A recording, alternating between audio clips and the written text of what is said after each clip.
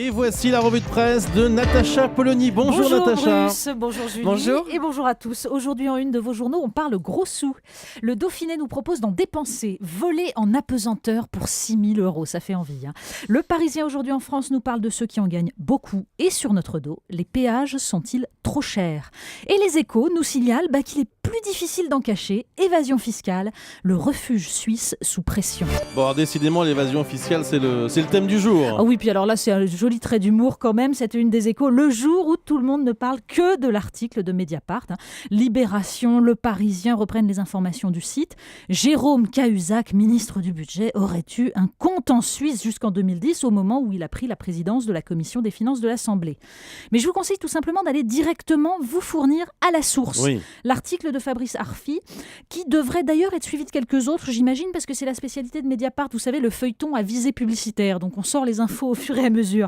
Donc là, après l'acte notarié de l'achat d'appartements, je pense qu'il devrait trouver du plus croustillant. Alors vous savez que Fabrice Arfi était en ligne avec nous dans le journal de 8h et il a affirmé qu'il disposait d'éléments matériels. C'est ce qu'il dit. Et notamment, il cite dans son article une conversation téléphonique avec un chargé d'affaires. Ouais. Je vous cite la phrase supposée de Jérôme Cahuzac. Ce qui m'embête, c'est que j'ai toujours un compte ouvert à l'UBS. Ça me fait chier d'avoir un compte ouvert là-bas. UBS, c'est quand même pas forcément la plus planquée des banques.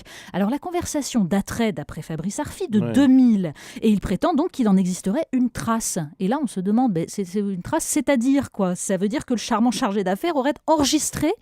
Donc on attend la suite, qui évidemment ne manquera pas d'arriver. Et d'après Mediapart, quand même, le futur ministre aurait anticipé le constat des Échos, puisque la Suisse, c'est plus très sûr, l'argent serait à Singapour, mais toujours ce conditionnel tellement merveilleux. Je précise aussi que l'avocat de Jérôme Cahuzac, qui était notre invité à 7h45 sur Europe 1, dément formellement ces accusations et annonce qu'il va porter plainte dès aujourd'hui au pénal. Et à propos de feuilleton, est-ce que ça continue à l'UMP? Oui, j'ai presque honte de vous en parler encore. Donc, pour faire court, le mot du jour, c'est dans le Figaro, c'est chambre à part. Et dans Libération, on a aussi la guerre des travées. Parce que le seul élément drôle ce matin, en fait, ce ne sont pas tellement les articles sur les deux groupes parlementaires, vous savez, l'UMP Canal Historique et le RUMP. Non, le plus réjouissant ce matin, c'est l'article de Charles Jégu dans le Figaro sur Sarko, qui, je cite, ne veut plus mettre les mains dans le cambouis. Alors, ici, Charles Jégu nous cite par exemple le verdict d'un ancien conseiller, j'adore cette phrase, l'ombre tutélaire et castratrice condamne le parti à l'impuissance sans être elle-même une vraie puissance. C'est beau comme du Shakespeare. Alors, juste après, on a la dernière trouvaille de Nicolas Sarkozy, je pense qu'il doit en être très fier, la métaphore des loups oméga. Donc il aurait lancé ça l'air de rien à un interlocuteur chargé de le faire savoir, évidemment. Attendez, en off. C'est quoi? On n'a rien compris à cette histoire des loups oméga. Eh bien, je vous explique. Oui. Les loups oméga, ce sont ceux qui ne sont pas assez puissants pour être chefs de meute, mais qui veulent la mener après le départ du loup alpha, c'est-à-dire le mâle dominant. D'accord. Donc en gros, c'est des petits joueurs. Et ils se bouffent entre eux. C'est assez bien, ça fait très chic l'image des loups, mais à mon avis, on trouve exactement les mêmes comportements chez les singes. Et pour ce qui est de la gestuelle et de l'effet extérieur, je pense que c'est beaucoup plus proche. Une surprenante de Libération ce matin. Oui, Libération s'interroge sur la nature idéologique du hollandisme et titre 4 nuances de rose. C'est joli comme titre, mais bon, 4 filiations supposées donc, Delors pour les choix idéologiques, Mitterrand pour l'art de la manipulation, Chevènement pour la référence à la République et Jospin pour le conservatisme sociétal, notamment sur le mariage gay, les choses comme ça. Alors autant dire que pour Chevènement, le quotidien doute un peu et entre nous, il a raison. Grégoire Bizot souligne que les 3 hommes forts de ce début de quinquennat, Valls, Montebourg et Gallois, ont une proximité idéologique avec l'ancien maire de Belfort, mais s'attendrait surtout à prouver que François Hollande a compris l'appétit du peuple de gauche pour l'affirmation républicaine. Parce que dans les faits, franchement, il suffit de tourner quelques pages et de lire l'article sur Florange. Et là, on se dit que c'est au pied du mur qu'on voit le maçon et qu'il y a comme une grosse fissure.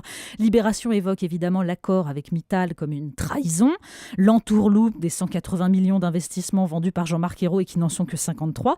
Et on se dit tout de suite, mais est-ce que ce ne serait pas ça la vraie nature du hollandisme? C'est au pied du mur qu'on voit le maçon. Oui. Vous allez être contente de celle-là? C'est comme disait ma grand-mère. Mercredi, c'est le jour de sortie de certains hebdos. Qu'est-ce qu'il y a à la une de l'Express, tiens, par exemple? La une de l'Express, cannabis, le cri d'alarme des psys. Ouais. Donc le magazine nous cite tous ces psychiatres qui rappellent que le pétard, pour les jeunes, c'est pas forcément festif comme on le prétend. Ça, c'est vrai pour les adultes qui maîtrisent leur consommation. Mais pour les jeunes, c'est surtout un moyen de s'évader et donc un signe de mal-être. Et donc beaucoup de psys sont très circonspect sur une dépénalisation. Il plaide en fait pour de vraies études d'impact, pour une réflexion sur la prévention plutôt que pour ces fameux débats, faut-il dépénaliser ou pas. Et pour les parents qui s'inquiètent de voir leur ado se désocialiser ou décrocher des cours, c'est à lire absolument. Le clin d'œil du jour. Un article sur slate.fr revient sur ce phénomène des imprimantes 3D. Vous savez, ces machines toutes nouvelles qui permettent de réaliser un objet en plastique en plusieurs exemplaires d'après un modèle. Comme on n'arrête pas le progrès, un étudiant texan a lancé le projet Wiki Weapon et donc il vient de fabriquer un fusil. Oui, c'est tellement plus drôle. Avec une imprimante 3D. Mais bien sûr. Et pour l'instant, alors le fusil se casse au bout de 6 coups, mais on a confiance, il va s'améliorer, on en est sûr. Donc Slate cite par exemple un hacker allemand qui trouve que c'est une mauvaise idée, mais uniquement parce qu'il estime que dans le domaine des armes, l'industrie est toujours plus efficace, donc il faut trouver d'autres domaines de reproduction. Mais il y en a d'autres que ça a l'air d'amuser, de se demander ce que ça donnera, un monde où chacun pourra fabriquer son petit fusil personnel. Alors heureusement qu'à l'UMP, ils n'en ont pas encore entendu parler du projet, vous imaginez dans les travées de l'Assemblée. Ça flingue déjà à tout va, donc ça serait pire. Merci beaucoup Natacha Polony. Dans un instant, évidemment, nous retrouvons Nicolas Canteloup.